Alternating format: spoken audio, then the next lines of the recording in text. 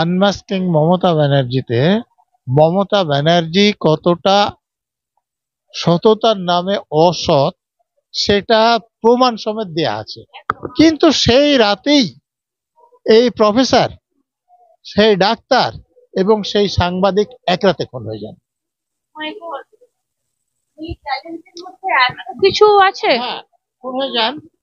এরপরে যিনি এই কপিটা ওই জোগাড় করে দিয়েছিলেন মন্ত্রীকে, মানে উনি জোগাড় করে দিয়েছিলেন টাকার বিনিময়ে, কিন্তু এই যে প্রফেসরের স্ত্রীর কাছ থেকে যিনি নিয়েছিলেন তিনি কিন্তু টাকার বিনিময়ে দেননি, এমনি দেখতে দিয়েছিলেন, তারপরে এটা চেপে দিয়েছে। সেই যে জোগাড় করে দিয়েছিল সে লোকটাও মার্ডার হয়ে যায়।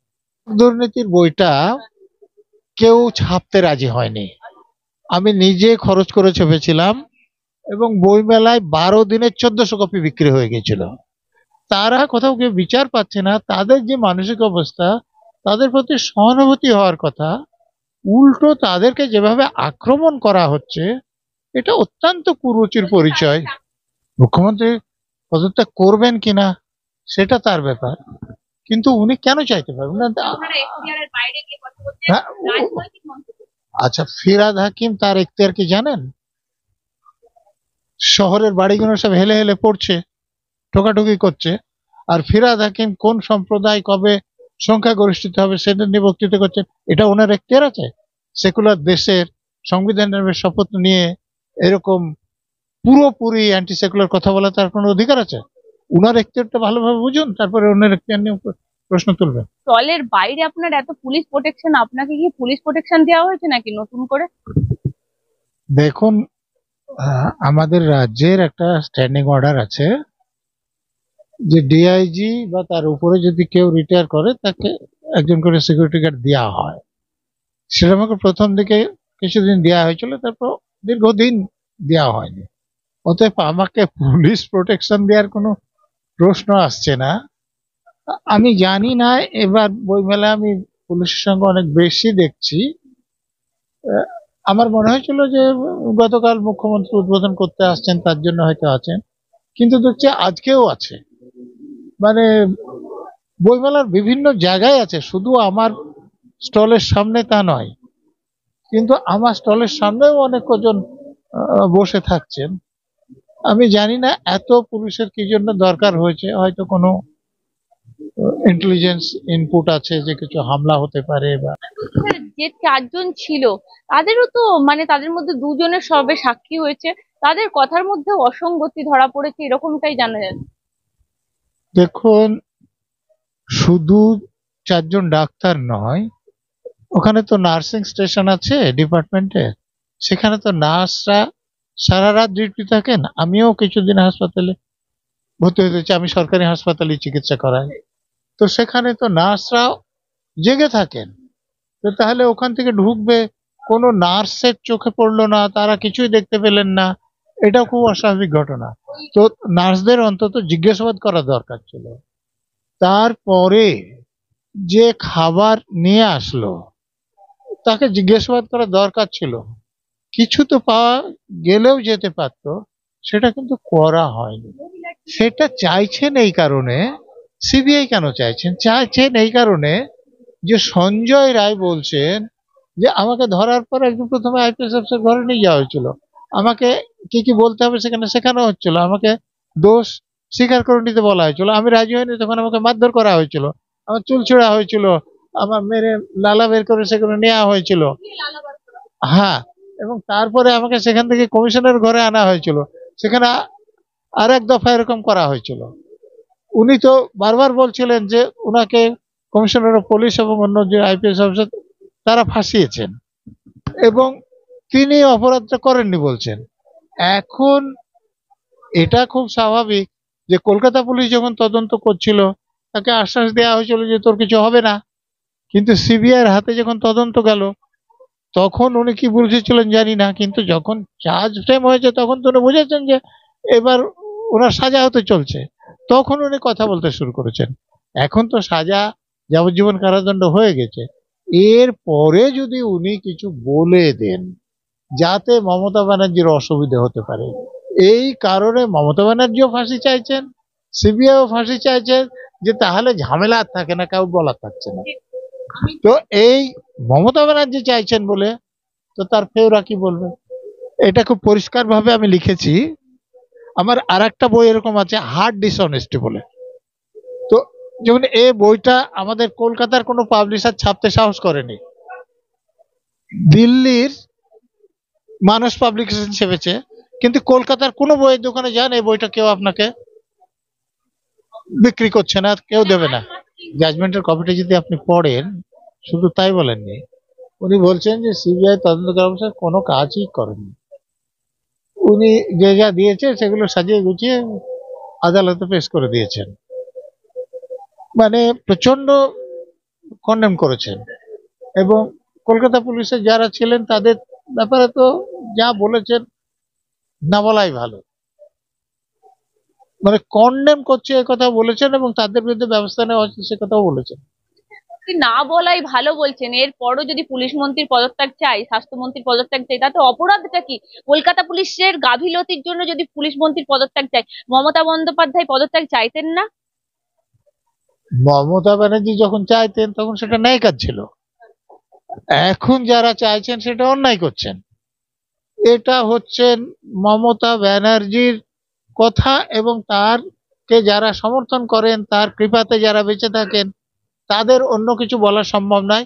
মমতা ব্যানার্জি ফাঁসি চাইছিলেন তো প্রথম থেকে, যদি ফাঁসি চাইছিলেন তো তার পুলিশের লোকেরা প্রমাণ লোপাট করছিল কেন?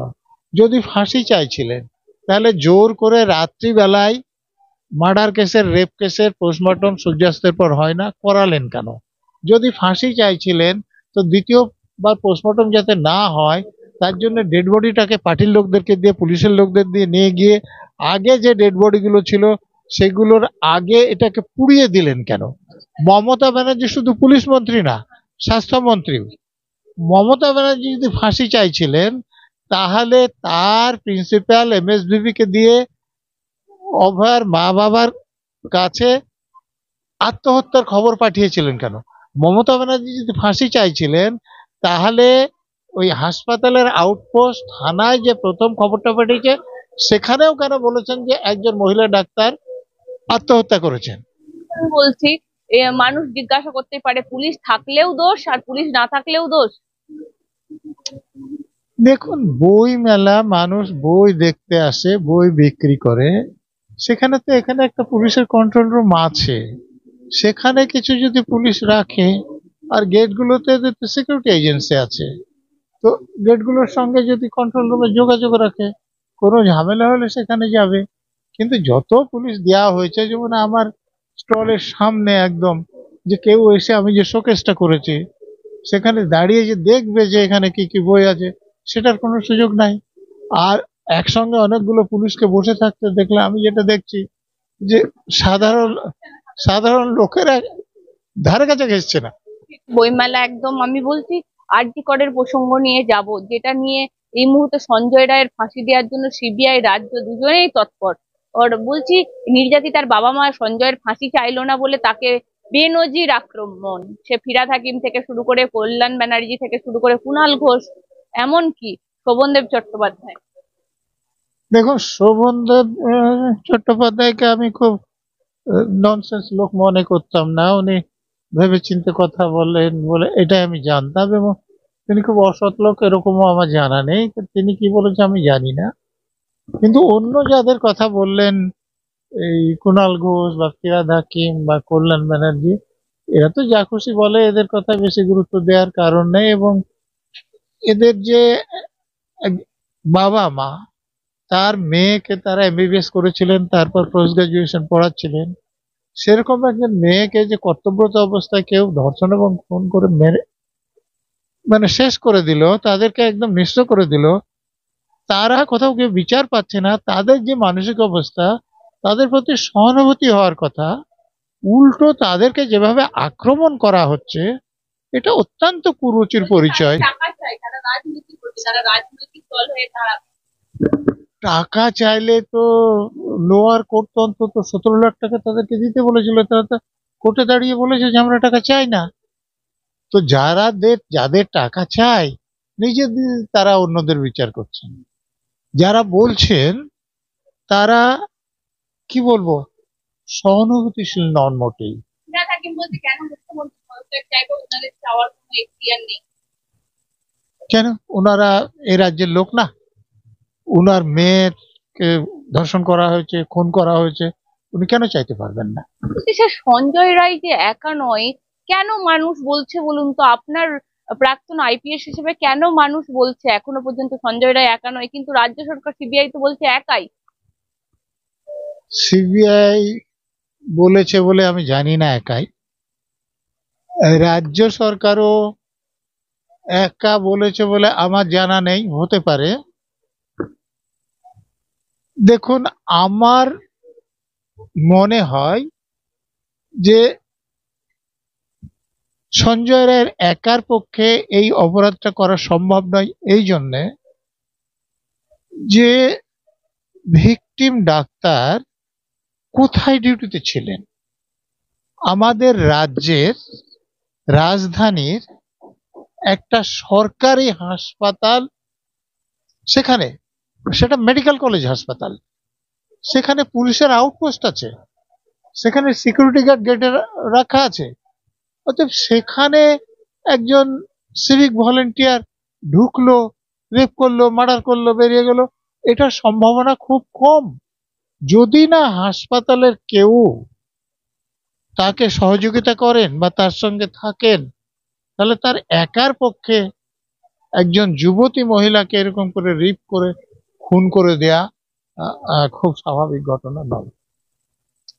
অনেকগুলো থেকে তো সব কালেক্ট হয়েছিল। তো ভিকটিম ডাক্তারের নিপুল থেকে যে সব নেওয়া হয়েছিল, সেখানে ভিকটিম ডাক্তারের ডিএনএ পাওয়া গিয়েছে, সঞ্জয় রায়ের ডিএনএ পাওয়া গিয়েছে, এবং আর একজন মহিলারও ডিএনএ পাওয়া গেছে কিছুটা। তো এইটা কন্টামিনেশনের অভিযোগ এসেছিল, বিচারক তার মতো কিছু ব্যাখ্যা ইনক্লুড করেছেন। কিন্তু অন্য জায়গায় যেখানে বলছেন যে ধরুন, সেটা তো পরের কথা, কিন্তু এই ডিএনএরই ভালভার মপিং বা অ্যানাল সোয়াব, এইসব জায়গাগুলোতে শুধু মহিলা নয়, অন্য পুরুষেরও ডিএনএ পাওয়া গেছে সঞ্জয় ছাড়া। তো এগুলো তো অন্য কিছু ইঙ্গিত করে। তবে মর্গে যেখানে এগুলো কালেক্ট করা হয়েছিল সেখানে যথেষ্ট সাবধানতা অবলম্বন করা হয়নি, স্টেরিলাইজেশন করা হয়নি, এবং এর ফলে কন্টামিনেশন হয়েছে, জাজমেন্টে কথা লেখা আছে, কিন্তু এটা কাম্য নয়। কিন্তু আর একটা কথা, আপনারা আপনারা যেটা বলছেন না, চুল, দেখুন, সিন অফ ক্রাইম থেকে কলকাতা পুলিশের লোকেরা চুল সংগ্রহ করেছিল। তো চুল সংগ্রহ করার পর তারা ফরেন্সিক সায়েন্স ল্যাবে পাঠিয়েছিল। ফরেন্সিক সায়েন্সের যিনি সাক্ষী দিতে এসেছিলেন ল্যাব থেকে, তিনি বলছেন যে তিনি ছোট চুলগুলো বড় চুলগুলো আলাদা করেছিলেন। তো বড় চুলগুলোর ডিএনএ ভিকটিম ডক্টরের সঙ্গে মিলেছে, আর ছোট চুলগুলোর ডিএনএ সঞ্জয় রায়ের সঙ্গে মিলেছে।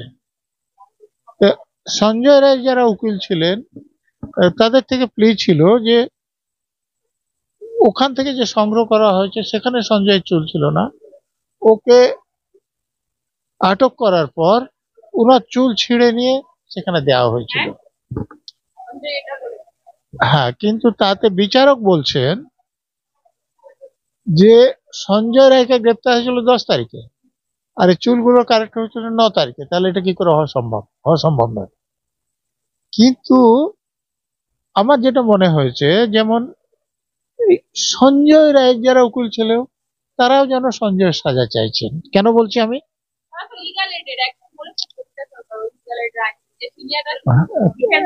কেন আমি বলছি, এটা ঠিক যে 9 তারিখে চুলগুলো কালেক্ট করা হয়েছিল, চুলগুলো পরীক্ষার জন্য পাঠানো হয়েছিল কবে? 11 তারিখে। সঞ্জয় রায়কে তো 10 তারিখে অ্যারেস্ট করা হয়েছে। তো তাহলে পুলিশ যদি অসৎ কাজ করেন, যেটা তার আইনজীবীরা বলছেন, তো তাহলে যে পাঠানোর আগে দিয়ে দেওয়া তো সম্ভব। তো এই কথাটা কিন্তু কেউ বলেনি, মানে জাজমেন্টে অত কিছু উল্লেখ করা নেই। এই যে আমি নিপিলের সবের কথা বললাম বা অন্য জায়গায় সবের কথা বললাম, সেক্ষেত্রেও কিন্তু বিচারক ওই একই কারণ দেখিয়ে যে এগুলো কালেক্ট করা হয়েছে 9 তারিখে, কিন্তু সঞ্জয় অ্যারেস্ট হয়েছে 10 তারিখে, এইটা বলে বলেছেন যে ওটা হতে পারে না। কিন্তু আমি যদি সঞ্জয়ের উকিল থাকতাম তাহলে তো বলতাম যে দেখুন কালেক্ট 9 তারিখে করতে পারে কিন্তু পাঠায়নি, নিজেদের কাছে রেখেছিল, 11 তারিখে ওরা পাঠিয়েছে। তো এটা তো মানে ম্যানিপুলেট হওয়া সম্ভব। হ্যাঁ, মানে ম্যানিপুলেশন হওয়া সম্ভব, হয়েছে কিনা সেটা পরের কথা। কুণাল ঘোষ বলছেন যে সঞ্জয় রায়কে কেন নির্যাতিতার বাবা মা বাঁচিয়ে রাখতে চাইছে, তারা কি কম্বল দিয়ে আসবে নাকি, মানে জেলে গিয়ে তারা প্রোটিনও দিয়ে আসবে নাকি, কিছুদিন পর দেখা যাবে প্রোটিনও দিয়ে আসছে, কেন বাঁচিয়ে রাখতে চাইছে, কেন ফাঁসি চাইছে? আসলে দেখুন, কুণাল ঘোষের সম্পর্কে কিছু না বললেই ভালো হয়। তার পরিচয় আপনারা জানেন। যখন দিদির পুলিশ অ্যারেস্ট করতে যাচ্ছিল তখন তার কান্নাকাটি, চোখ মোছা, দিদি পুলিশ পেটি আমাকে ধরে নিয়ে যাক, শুনেছেন। তারপরে যখন অ্যারেস্ট করা হয়েছে তখন মানে সারদা মিডিয়া সেলে সব থেকে যে সুবিধাভোগীর নাম, কার নাম বলেছে আপনি জানেন, তাকে অ্যারেস্ট করা হোক, পাশে বসে বলছে জেরা করা হোক, এসব বলেছেন। তারপরে এখন কি বলছেন, তো এই রকম যার মুখের সঙ্গে এবং অন্য জায়গার সঙ্গে কোনো ফারাক নাই, যা খুশি বলতে পারেন, তার কথাতে গুরুত্ব দেওয়ার কারণ নেই। কিন্তু কিন্তু স্যার মমতা ব্যানার্জিকে চিনতে হলে কি সত্যি আপনার এই আনমাস্কিং মমতা বন্দ্যোপাধ্যায় এই বইটা কি পড়তে হবে, এই যে বইটা একটু দেখুন এখানে আমি, হ্যাঁ উনার, এটা খুব পরিষ্কার ভাবে আমি লিখেছি। আমার আর একটা বই এরকম আছে, হার্ড ডিসঅনেস্টি বলে। তো যেমন এই বইটা আমাদের কলকাতার কোনো পাবলিশার ছাপতে সাহস করেনি, দিল্লির মানস পাবলিকেশন ছেপেছে, কিন্তু কলকাতার কোনো বইয়ের দোকানে যান এই বইটা কেউ আপনাকে বিক্রি করছে না, কেউ দেবে না। আনমাস্কিং মমতা ব্যানার্জি, মানে দু একটা স্টল প্রথমে রেখেছিল কিন্তু পরে তারা ফেরত দিয়ে দিয়েছে বই। ভয়ঙ্কর আছে এই আনমাস্কিং মমতা। আনমাস্কিং মমতা ব্যানার্জিতে মমতা ব্যানার্জি কতটা সততার নামে অসৎ সেটা প্রমাণ সমেত দেয়া আছে। একদম এই মুহূর্তে দাঁড়িয়ে সবাই বলছেন যে রিজওয়ানুর নিয়ে রাজনীতি করেনি তৃণমূল, আপনি রিজওয়ানুর নিয়ে একটা বই লিখেছেন একদম বিচার নেই বলে। আমি বলছি রিজওয়ানুর নিয়ে, রিজওয়ানুর মাকে নিয়ে বা এই রূপবানুরকে এমএলএ করা কারা, তখনও তো রিজওয়ানুরকে নিয়েও তো রাজনীতি করেছে তৃণমূল, তাহলে সেই তৃণমূল আজকে নির্যাতিতার বাবা মাকে কি করে এইসব বলছে? উনি করেছিলেন ঠিক ছিল, অন্য লোক করছেন সেটা অন্যায় কাজ। এই তো বিচার নেই।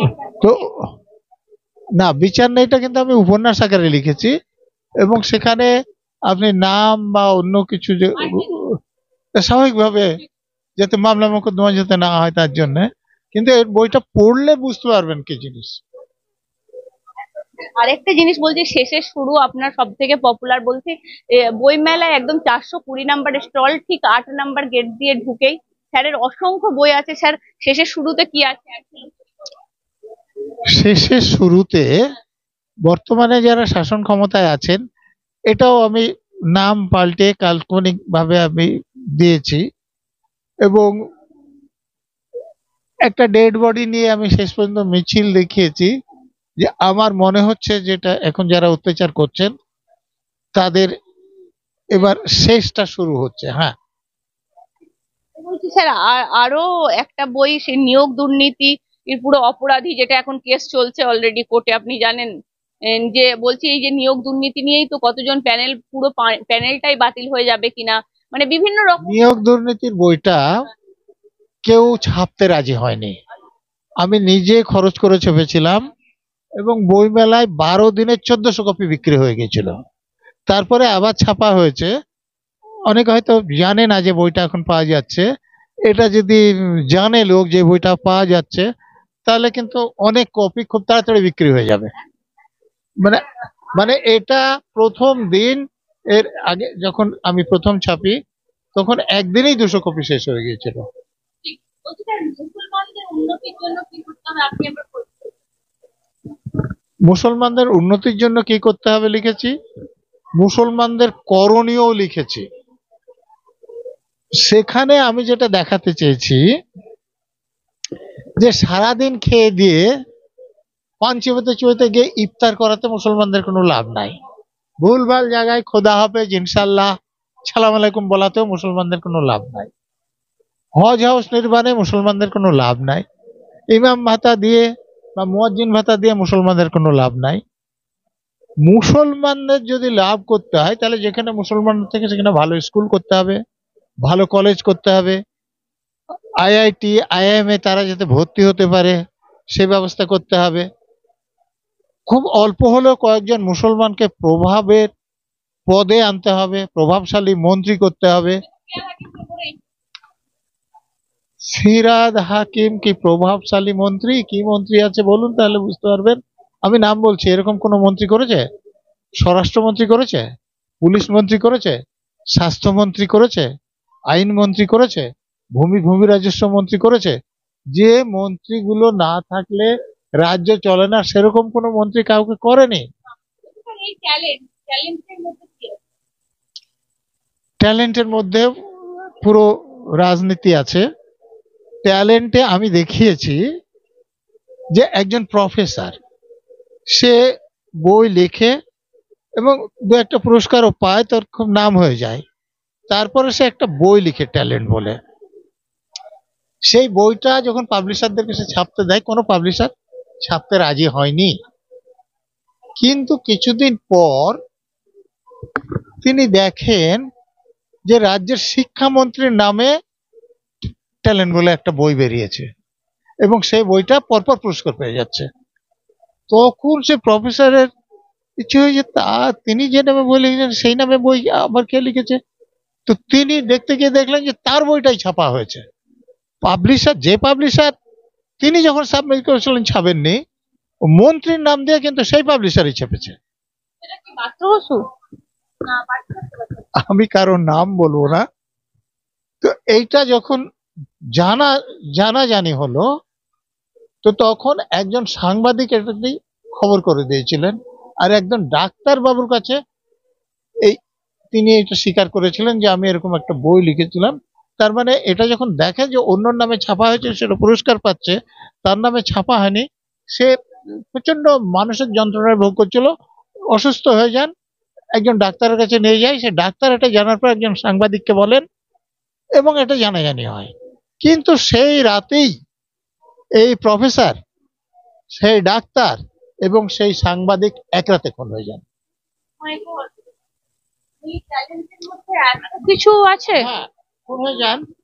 এরপরে যিনি এই কপিটা ওই জোগাড় করে দিয়েছিলেন মন্ত্রীকে, মানে উনি জোগাড় করে দিয়েছিলেন টাকার বিনিময়ে, কিন্তু এই যে প্রফেসরের স্ত্রীর কাছ থেকে যিনি নিয়েছিলেন তিনি কিন্তু টাকার বিনিময়ে দেননি, এমনি দেখতে দিয়েছিলেন, তারপরে এটা চেপে দিয়েছে। সেই যে জোগাড় করেছিল সে লোকটাও মার্ডার হয়ে যায়। হ্যাঁ, তো সেইটা এখানকার কোনো কেউ কিছু খবর করছিলেন না। এখানে যেটা দেখানো হয়েছে যে বিবিসির একজন সাংবাদিক, যিনি ওই প্রফেসরের সঙ্গে আলাপ হয়েছিল, তার বাবা এখানে একটা গির্জায় ডাক্তার হিসেবে ছিলেন, তিনি ওই জায়গাটা ঘুরতে এসে যখন এই খবর পান তখন যান। তো ওই প্রফেসরের একজন বন্ধু ছিল পুলিশ অফিসার, সেই পুলিশ অফিসারের সঙ্গে দেখা করেন। এটা জানার পর তারা বিবিসিতে খবরটা পাঠায়, বিবিসি খবরটা করে। বিবিসি খবর করার পর বিবিসির যে স্থানীয় সাংবাদিক ছিল তার উপরও আক্রমণ হয়। তিনি মার্ডার হননি, কিন্তু তার উপর আক্রমণ হয়। হ্যাঁ, তো তখন আমি দেখেছি যে সে পুলিশ অফিসার, সেই বিবিসির যে সাংবাদিক এবং তার স্ত্রী যিনি প্রফেসর, যিনি এই খবরটা করেছিলেন, তাদেরকে বলেন যে আপনারা এদেশ ছেড়ে চলে যান, নাহলে আপনারা খুন হয়ে যেতে পারেন।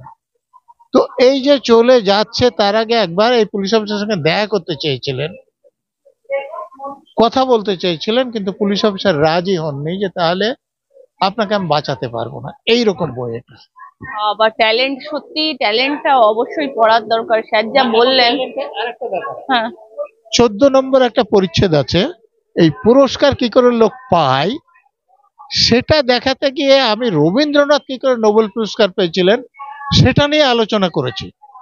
এবং সেখানে আমি দেখিয়েছি যে রবীন্দ্রনাথের লেখা খুব উন্নত মানের, কিন্তু রবীন্দ্রনাথ শুধু উন্নত লেখার জন্য পুরস্কার পাননি, তিনি 1.5 বছর ইউরোপে আমেরিকায় বসে মার্কেটিং করেছিলেন, এবং যারা ওই নোবেল কমিটিতে থাকেন তাদের সঙ্গে দেখাও করেছিলেন। তো তাদের নাম এবং সেই তথ্য প্রমাণ দিয়ে আমি সেটা লিখেছি। একদম সত্যি স্যারের এই যে সমস্ত বই আপনারা যদি পেতে চান, বই মেলাতে চলতেই 420 নম্বরের স্টলে অবশ্যই আসুন। একদম স্যারের সাথেও দেখা হবে, স্যারের সই করা বইও পাবেন আপনারা। স্যার কি বলবেন সবাইকে আসার জন্য? না, আমার এখানে কিন্তু লোকজন এমনি আসেন, খোঁজ করতে করতে চলে আসেন। তবে এমনি সাধারণ লোক যারা আমার সম্পর্কে খুব বেশি জানেন না বা খোঁজ খবর রাখেন না, এই আপনারা প্রচার করলে সেরকম লোকও চলে আসবে।